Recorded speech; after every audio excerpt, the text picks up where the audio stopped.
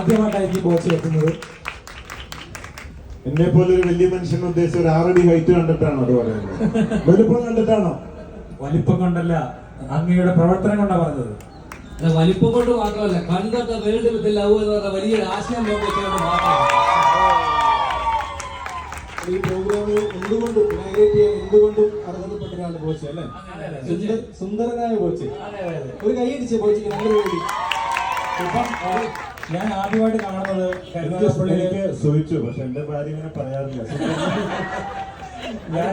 പറയാറില്ലെന്നാണോ?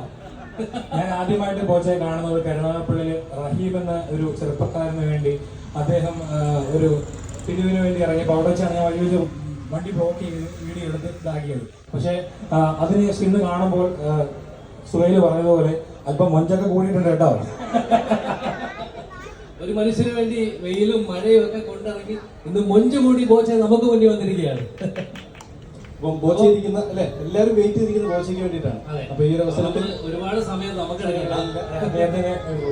Okay, thank you so much. കൈറയ്ക്ക് എല്ലാവിധ ആശംസകളും നേരെയാണ്. അതിനോടൊപ്പം താങ്ക് യു.